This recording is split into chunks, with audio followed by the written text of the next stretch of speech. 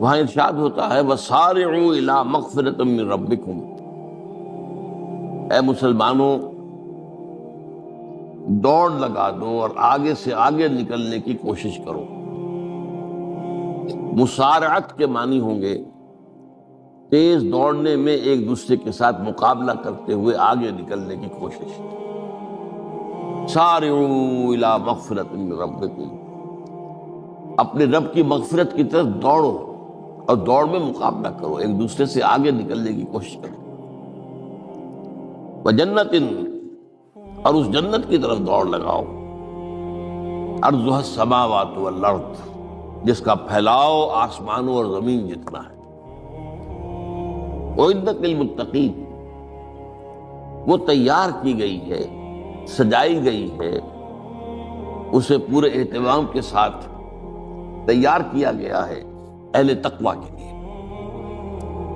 ان اہل تقویٰ کے کچھ اوصاف کیا ہیں؟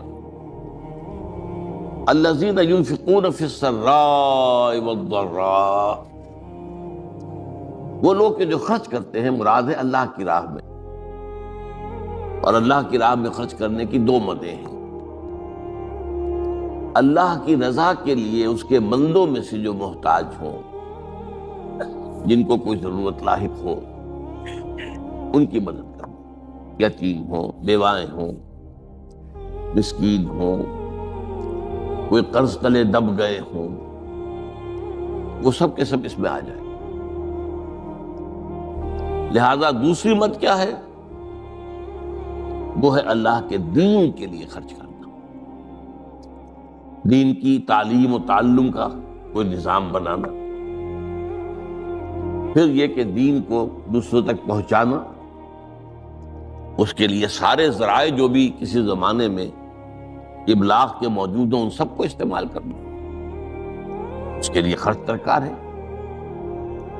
بہرحال میں اس عرض کر رہا تھا کہ یہ دو مدیں ہیں خرچ کرنے کی، الذین ينفقون فی السراء والضراء، مسرت کی حالت میں آدمی کے پاس کافی ہے، غنی ہے، تب خرچ کر رہا ہے تو ظاہر بات ہے اس حالت میں طبیعت پر اتنا بوجھ نہیں ہوتا خرچ کرنے میں، لیکن خود تنگی محسوس کر رہا ہو پھر خرچ کرے، یہ گویا کہ اس سے اگلا ایک قدم ہے، ضراء ہے، تکلیف کے اندر بھی ہو تو خرچ کرے۔ والکاظمین الغیظ، اور وہ لوگ جو اپنے غصے کو پی جانے والے ہیں، والعافین عن الناس، اور غصہ ظاہر بات ہے آتا ہے کسی شخص کی کسی غلطی پر، کسی خطا پر، یا وہ اس نے آپ کے ساتھ کوئی زیادتی کی ہے، تبھی تو غصہ آئے گا نا۔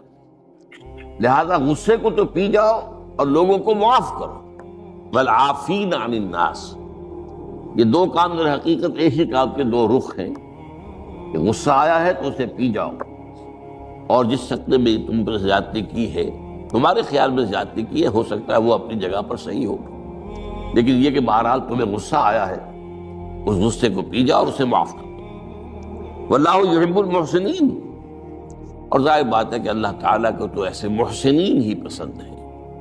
اب یہاں بھی نوٹ کر لیجئے وہی درجہ احسان جو ہم پڑھ چکے ہیں بڑی تفصیل سے، حدیث جبرائیل کے حوالے سے گفتگو شروع ہوئی تھی، بعد میں پھر بھی مختلف مواقع پر گفتگو آتی رہی ہے، اور اگلی حدیث میں پھر آ رہی ہے احسان کسے کہتے ہیں۔ تو اللہ تعالیٰ کو ایسے محسن جو اپنے اس دین کو خوبصورت بنا لے، دین ان کا جو ہے اور دینی زندگی ان کی جو ہے وہ دل کو لبھانے والی ہو، وہ لوگوں کو پسند آنے والی ہو، بلکہ یہ کہ اس کے اندر جو ہے وہ حسن جو ہے دل آویزی پیدا ہو جائے۔ تو اس آیت کے حوالے سے میں آج پھر حدیث آپ کو سنا رہا ہوں۔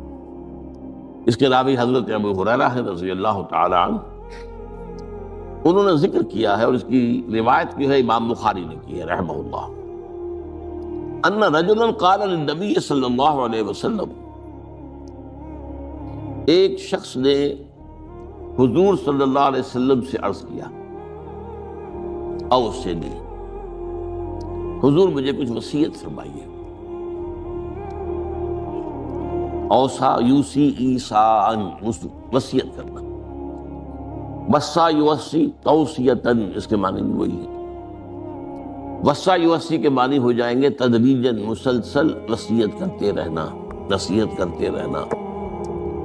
اور ایک ہے، ایک مرتبہ آپ نے ایک بات کہہ دی، اوصی نہیں، مجھے وصیت فرمائیے، مجھے نصیحت فرمائیے۔ قال لا تغضب، آپ نے ایک ہی بات فرمائی، غصہ نہ کیا کرو، مغلوب الغضب نہ ہو جایا کرو کہ غصہ آئے اور تم پر چھا جائے، تمہارے اوپر اپنا غلبہ کرو۔ فردد مرارا، اب اس شخص کے دل میں شاید کوئی اور بات تھی، اس نے پھر پوچھا، اوصنی حضور، بس کیجیے وصیت میں۔ آپ نے پھر فرمایا لا تغضب۔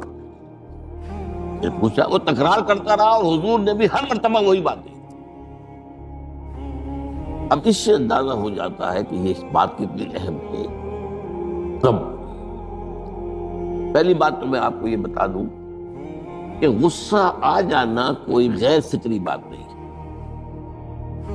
غصہ اللہ تعالیٰ نے انسان میں رکھا ہوا ہے۔ البتہ غصے کے اعتبار سے حضرت حسن، غالباً حسن بصری رحمہ اللہ، ان کا ایک قول بڑا حکیمانہ ہے، بہت حکیمانہ ہے۔ وہ فرماتے ہیں کہ ایک انسان تو وہ ہوتا ہے جو پورا انسان ہوتا ہے، مکمل انسان، ایک ہوتا ہے نصف رجل، آدھا انسان، وہ انسانیت کے معیار پر پورا نہیں اترتا، ہاں نصف تک آ جاتا ہے۔ اور ایک انسان ہوتا ہے لیس برجل، وہ انسان ہوتا ہی نہیں، وہ حیوان ہوتا ہے۔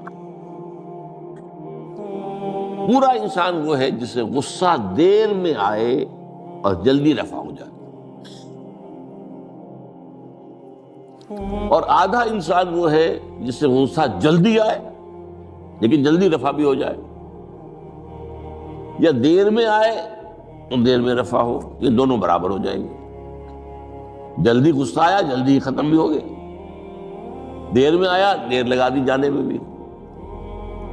اور جو شخص سرے سے انسانیت کا مستحق ہی نہیں کہ اسے انسان مانا جائے، اسے غصہ جلدی آ جائے اور دیر میں جائے، وہ اصل میں پھر انسان نہیں، وہ اخلاقی اعتبار سے پورا انسان کہلانے کا مستحق نہیں۔ تو غضب کے اعتبار سے یہ تین درجے جو ہے وہ سامنے رہتے ہیں۔ پھر مزاجوں کی بات بھی ہوتی ہے، اللہ تعالیٰ نے مختلف مزاج بنائے ہیں۔ بعض طبائع کے اندر جمال کا عنصر زیادہ ہوتا ہے، جمالی شخصیت، خوبصورت شخصیت طبعاً۔ بعض جلالی مزاج کے لوگ ہوتے ہیں، ہمارے بزرگوں میں بھی ہوتا ہے، دیندار لوگوں میں بھی ہوتا ہے، یہاں تک کہ نبیوں میں بھی ہے۔ حضرت موسیٰ علیہ السلام جلالی طبیعت کے آدمی، آپ کو معلوم ہے اس کے واقعات تو ہمارے سامنے ہیں جو قرآن میں موجود ہیں۔ ایک قبطی کا اور ایک اسرائیلی کا جھگڑا ہو رہا تھا، اس اسرائیلی نے مدد مانگی تو حضرت موسیٰ نے ایک مکہ لگایا ہے اس قبطی کو اور اس کی جان نکال دی۔ تو ان کے غضب کا، ان کی جلالی طبیعت کا یہ عالم۔ اور اس کا سب سے بڑا نقشہ جو قرآن مجید میں آتا ہے کہ جب اللہ تعالیٰ نے جب ہجرت ہو گئی اور مصر سے حضرت موسیٰ علیہ السلام اپنی قوم کو لے کر، بنی اسرائیل کو لے کر نکل آئے، دریا یا سمندر بھی اللہ نے پار کرا دیا، سمندر کو یا دریا کو پھاڑ کر۔ اس کے بعد وہ مرحلہ آیا کہ انہیں اب شریعت دی جائے، اس لیے کہ اصل میں ہجرت کے بعد پھر شریعت آتی ہے۔ ہجرت سے پہلے کا وقت جو ہے وہ تو ایک کشاکش کے اندر گزرتا ہے، جیسے کہ 12 برس حضور کے مکے میں ہے، ایک کشاکش ہے جسے ہم عام طور پر کشمکش کہہ دیتے ہیں، ایک سٹرگل ہے، اس میں مصیبتیں ہیں، تکلیفیں ہیں، ماریں کھائی جا رہی ہیں وغیرہ وغیرہ۔ تو ابھی کسی تفصیلی شریعت کے لیے جانے کا موقع نہیں تھا۔ نماز بھی جا کر 5 وقتہ جو ہے وہ سن 1190 میں فرض ہوئی ہے، یعنی آپ سمجھئے کہ ہجرت سے 1-1.5 سال پہلے۔ اس کے علاوہ زکوٰۃ کا کوئی نظام ابھی باقاعدہ کہ یہ اتنے میں سے اتنا کوئی نہیں۔ ہاں عام طور پر لفظ زکوٰۃ استعمال ہوا ہے، اپنے مال کو پاک کرو، پاک کرتے رہا کرو، مال میں سے صدقہ خیرات نکالتے رہا کرو، اس سے وہ مال پاک ہو جاتا ہے۔ تو اسی طریقے سے جو ہجرت آئی حضور پر، جو ہجرت کے بعد شریعت نازل ہوئی مدینہ منورہ میں، اور دورہ ترجمہ قرآن میں یہ بات واضح میں کر دیا کرتا ہوں کہ اس شریعت کا بلو پرنٹ جو ہے، یہ لفظ آپ میں سے بہت سے حضرات جانتے ہوں گے، کوئی عمارت بنانی ہو تو اس کا جو نقشہ بنتا ہے پہلا وہ ایک نیلے کاغذ پر بنتا ہے، بلو پرنٹ۔ تو بلو پرنٹ جو ہے اس شریعت محمدی علیہ صاحب الصلاۃ والسلام کا، وہ سورہ بقرہ میں تیار ہوتا ہے۔ پھر اس میں جو تفاصیل کے اور پورے جو خد و خال آئے ہیں وہ پھر سورہ نساء اور سورہ مائدہ اس کی تکمیل کی شروع۔ بہرحال جب حضرت موسیٰ کو ہم اللہ تعالیٰ نے طلب کیا 40 دن کے لیے کوہ طور پر، اس کو ہم چلہ بھی کہہ سکتے ہیں، 40 روز کی اللہ تعالیٰ نے ان سے ریاضت کروائی، مشقت، روزہ اور یہ کہ عبادت اور ذکر الہی۔ اس کے بعد انہیں اللہ نے تورات عطا فرما دی۔ اس میں آپ کو یاد آ جانا چاہیے حضور سے بھی قرآن مجید کے نزول سے قبل اسی طرح کا معاملہ غار حرا میں آپ کی جو خلوت گزینی ہوتی تھی، اور وہاں پر جو بھی آپ اب کیا عبادات کرتے تھے یہ ہمیں معلوم نہیں ہے، لیکن یہ ہے کہ عام طور پر جو محدثین نے کہا ہے کان صفت تعبدہ فی غار حرا التفکر بالاعتبار، غور و فکر کرتے تھے یہ کائنات کیا ہے، کیا اس کا نظام ہے، یہ معاشرہ ہمارا کدھر جا رہا ہے، یہ خرابیاں کیوں بڑھ رہی ہیں، یہ کیوں انسان کا خون کرتا ہے، یہ کیا بات ہے، یہ کیا وجہ ہے کہ کچھ لوگ بھوکے مر رہے ہیں اور کچھ لوگ جو ہے ان کے پاس بہت دولت جمع ہو گئی۔ یہ غور و فکر جو ہے تو یہ آپ کا رہا ہے بہرحال، لیکن یہ کہ تخلیہ اور غار میں آپ کا قیام یہ اپنی جگہ پر ثابت ہے۔